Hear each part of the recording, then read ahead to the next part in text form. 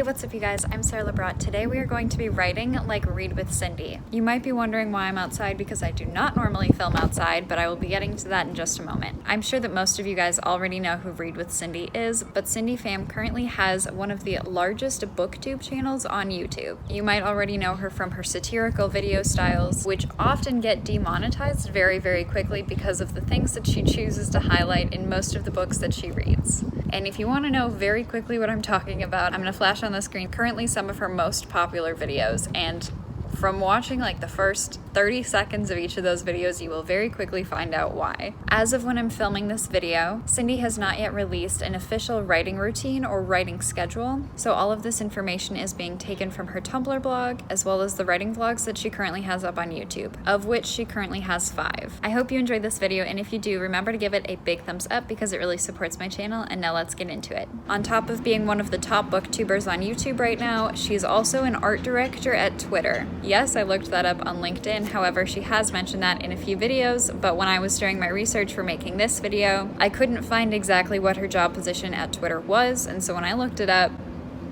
she's an art director. And working at Twitter is clearly her full-time job. I also have a full-time job, however, I am definitely not an art director at Twitter, but that's why I decided to try Cindy's writing routine on a work day, so that I am working around my like traditional 8 to 5 full-time job hours. She has a Tumblr post that says, "I used to read for an hour in bed before I go to sleep as my nightly routine wind down, but now I get my reading done during my commute. After a while, it becomes habit and will come naturally. I will do some reading before bed later tonight to incorporate that earlier part of her comment, but on my drive to work today, I did end up listening to part of an audiobook, and I found that, at least for me personally, I find it much easier to listen to audiobooks of nonfiction works rather than fictional works for whatever reason. I think they're just easier for me to like track along with, while not necessarily having to remember like the world building aspects of a book. Today, I listened to part of How to Win Friends and Influence People by Dale Carnegie, which is the current nonfiction book that I'm reading, or listening to, I suppose. Cindy posted an assumptions video, and in that video revealed that she only drinks water.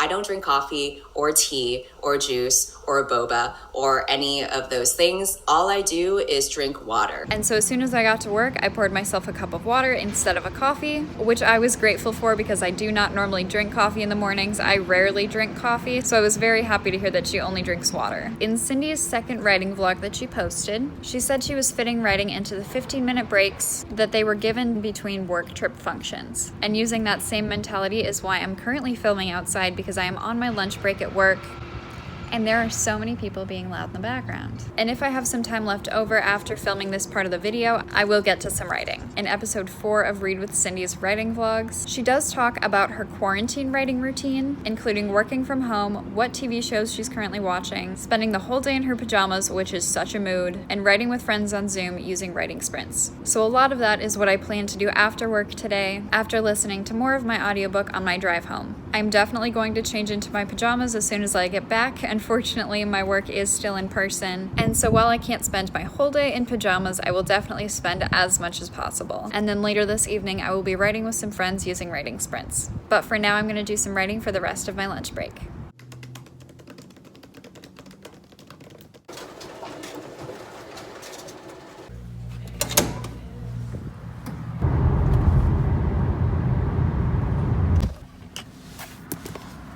All right, it is now 5:35. I just got back from work, and now it's time to change back into my PJs and then do some writing sprints with friends. All right, now off to my writing room. Okay, I'm here with Angela, Ann, and Autumn Ashley, and we're about to do some writing sprints. All right, we're about to start a 15-minute writing sprint.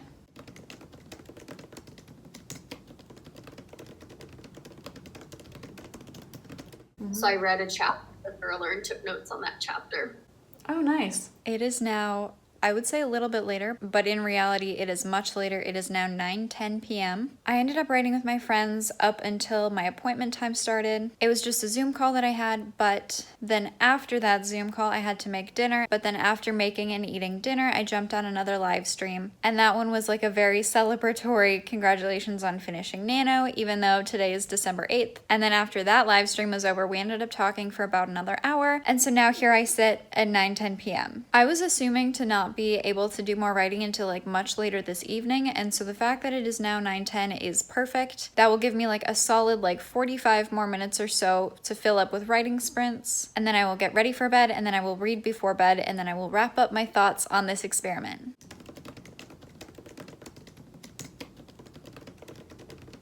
Alright, with finishing up that writing sprint, that now brings me to 10:05 p.m. Across the couple of writing sprints that I've done today, I have rewritten a total of 957 words. From Read with Cindy's writing vlogs, I was not really able to figure out how many words she averages writing on like a daily basis, but there were a few days when she said that she wrote like about 1,000 words. There was a day where she wrote like 741 words, and she said that that was not a lot. So currently sitting at 957 words. I think that that seems pretty consistent with what she's currently showing in her writing vlogs. So I am currently happy with that, especially because it's past 10 now, and so it should be time for me to like get ready for bed and do some reading. But now that I am currently sitting at 31,018 words in this rewrite of draft 3 of my project DE, which is a high fantasy story told from 3 points of view, and I'm doing a complete rewrite for draft 3 because I think that that's what the story needed. I talk about that in plenty other of my videos though, so I won't bore you guys with that today. But the scene that I was just rewriting does involve 2 gay characters, and I think that's funny because in episode 1 of Read with Cindy's vlogs, she had this brilliant moment where she said, And now I'm like, wait a minute, why can't they be gay? and you know what? Great question. Why can't characters be gay? They freaking should be. These 2 characters and their relationship were some of the first characters that popped into my head when I started this story, and this scene that I was working on has pretty much not changed since the first time I wrote it, because it's just like so good. It's so pure. I love it so much. But something else that I found really interesting about watching Read with Cindy's writing vlogs was that she said in episode 3, what I'm sharing are ripples, not the whole ocean. And so like even though she talks about her story and what happens in her story, she's really just giving snippets and sneak peeks and like very small pieces of information that seem like she's revealing a lot. What she shares is clearly like just a very small piece of like this massive project. Obviously a book is like a big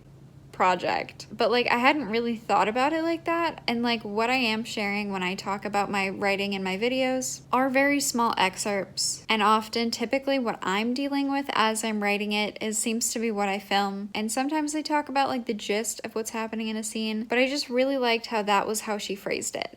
You know, I feel like I really have not gotten to do as much writing as I thought I was going to be able to do for this video, or as I had hoped to be able to do for this video. I mean in terms of time spent on writing, not necessarily the word count, because the word count was actually pretty good. I am filming this on a Tuesday, and Tuesdays are often my busiest days, but I think that that kind of goes hand in hand with how Cindy writes around her schedule, and she said it very well herself, so I'm going to let her say that right here. No matter how busy you are, we'll never have the time to work on this, so we have to make it somehow. I think that that is so incredibly true, because it's so easy to let other things become the priority over creative projects, especially things like work.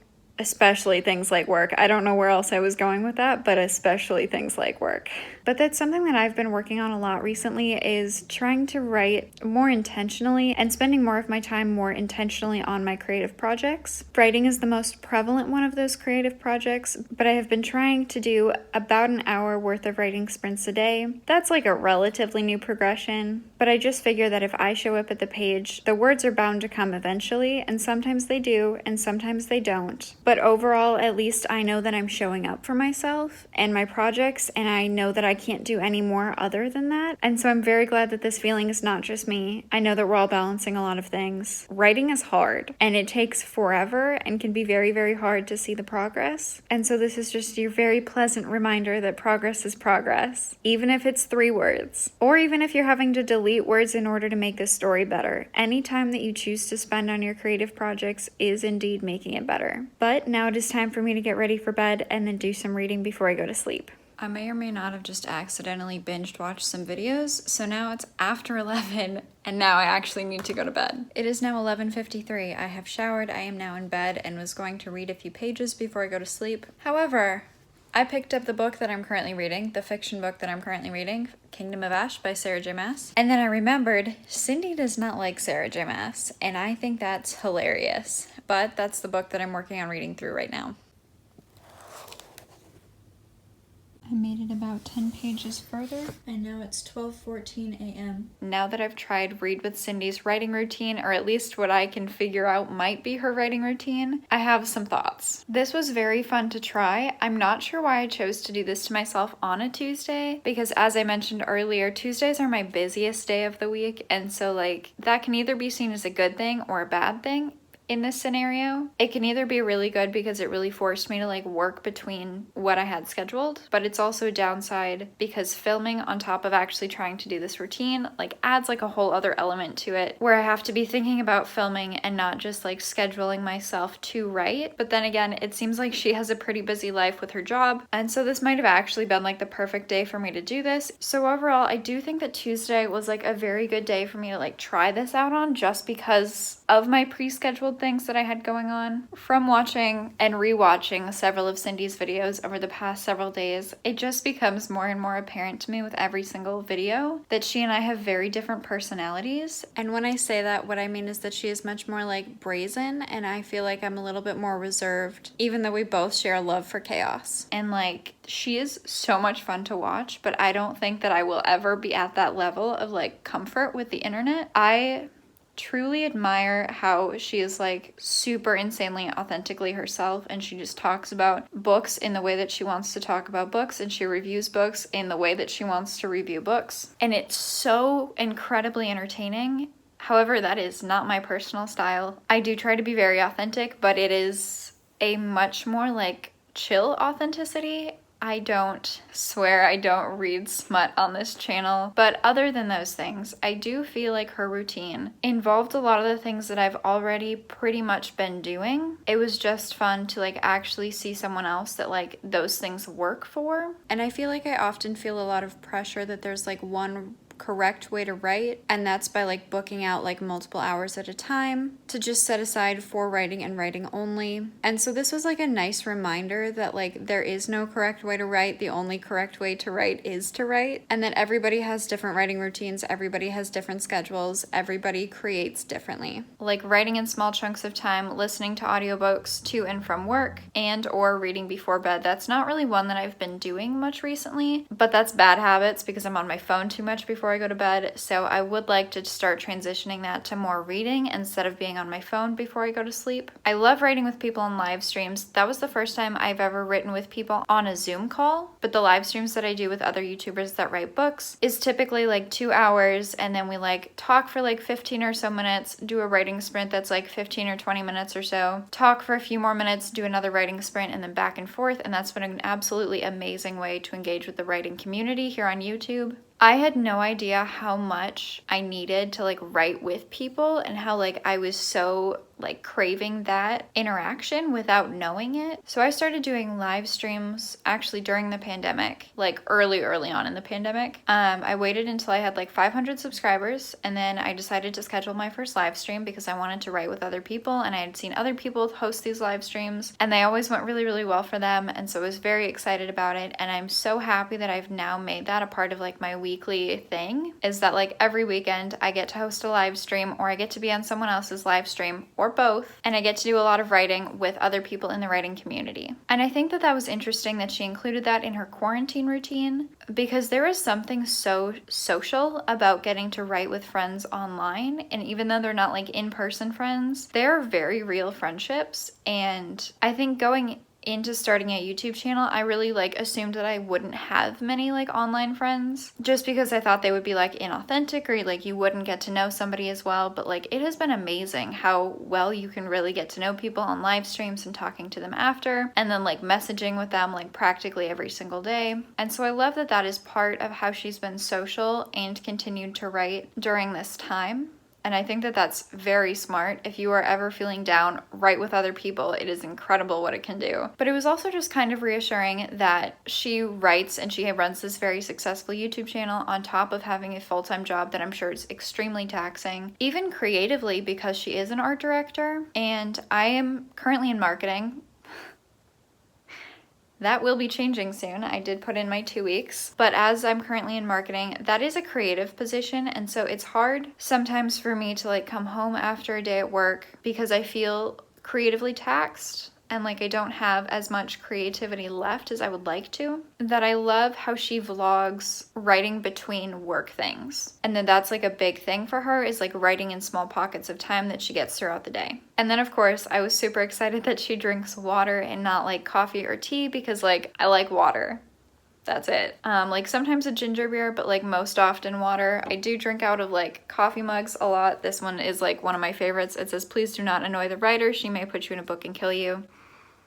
Thanks, Mom. Even when I'm drinking out of coffee mugs, which is what I typically do when I'm writing, it's always water. So overall, in my research, I was very shocked at like how similar our routines are, even though my routine is like floating and constantly changing, and like I wouldn't even call it a routine. I am trying to nail something down, but with things that are going to be changing. And the holidays coming up, like who knows if that's actually going to happen anytime soon, but this was a very achievable writing routine, or like trying to write like her. I feel like it's very attainable. It's not like she locks herself in her office for hours and just like pours into her work. Not that she doesn't pour into her work by any means, that's not what I mean. I mean like blocking out like hours at a time. She does talk about depression in a lot of her writing vlogs. Not a lot of them, I think it was like 1 or 2, but she made a joke about like she writes about depression because you have to like write what you know, and how writing has helped her through her depression because it's helping her focus on something that she really enjoys, and it's helping her focus on the things that are important. I've heard a lot of people talk about how writing is so beneficial when you have like some kind of mental health thing, which I would totally second. I think that it is incredible to refocus you on what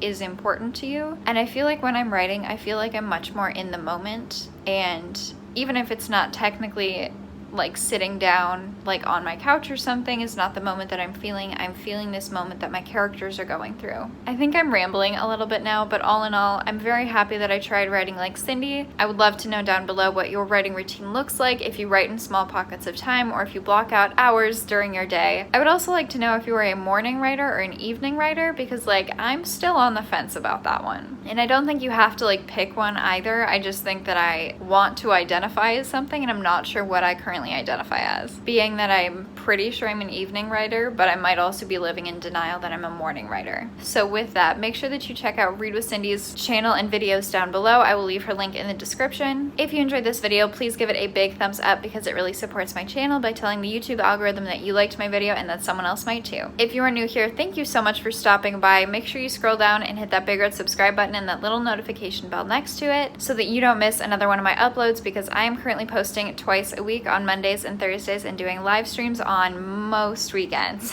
So I will see you guys next time with another video. Bye.